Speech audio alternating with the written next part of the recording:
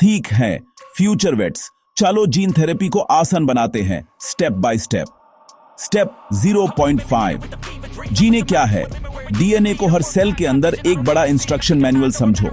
Gene उस manual में एक स्पेसिफिक रेसिपी है, जैसे हेल्थी मसल प्रोटीन कैसे बनाना है या क्लियर रेटिना कैसे मेंटेन करनी है। सेल्स एक जीन को पढ़ते हैं और यूज एमआरएनए मैसेज में कॉपी करते हैं, इससे ट्रांसक्रिप्शन कहते हैं। फिर रिबोसोम्स उस मैसेज को पढ़कर प्रोटीन बनाते हैं, इसे ट्रांसलेशन कहते हैं। प्रोटीन ही फाइनल वर्कर है जो असल काम करता है। स्टेप 2, जब चीजें गलत होती हैं। म्यूटेशन मतलब रेसिपी में एक टाइपो। कुछ टाइपो से फर्क नहीं पड़ता, लेकिन कुछ प्रोटीन को खराब कर देते हैं और बीमारी हो जाती है अगर प्रोटीन क्रिटिकल हो। छोटी कहानी, ब्रूनो नाम का कुत्ता जल्दी विजन खोना शुरू करता है। स्टैंडर्ड ट्रीटमेंट्स काम नहीं करते। पेट पेरेंट जेनेटिक टेस्ट करवाता है। लब ब्रूनो के डीएनए को रेफरेंस से कंपेयर करती है और एक नॉन विजन जीन में म्यूटेशन फ्लैग होती है। अब हमारे पास एक टारगेट है।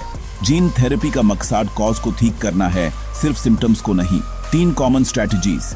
1, ब्रोकन जीन की अच्छी कॉपी देना ताकि सही प्रोटीन बने। 2, खराब जीन को साइलेंस करना जो टॉक्सिक प्रोटीन बना रहा हो। 3, स्पेसिफिक टाइपो को एडिट करके ओरिजिनल इंस्ट्रक्शन बहाल करना। हमें जेनेटिक इंस्ट्रक्शंस को सही सेल्स तक पहुंचाने के लिए एक राइड चाहिए। वो राइड होता है वेक्टर, अक्सर एक छोटा इंजीनियर्ड वायरस जैसे AAV, जिसे डिजीज पार्ट से स्ट्रिप करके डिलीवरी कैप्सूल बनाया जाता है। ये थेरेप्यूटिक डीएनए को टारगेट सेल्स तक पहुंचाता है। इसी एग्जैक्ट जीने पर काम करता एक रिसर्चर क्लिनिकल स्टडी लाता है।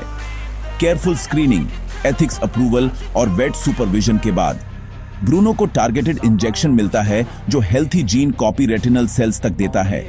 कुछ हफ्तों में सेल्स फंक्शनल प्रोटीन बनाना शुरू कर देते हैं, उसकी विजन इंप्रूव होती है। ये है जीन थेरेपी का प्रॉमिस।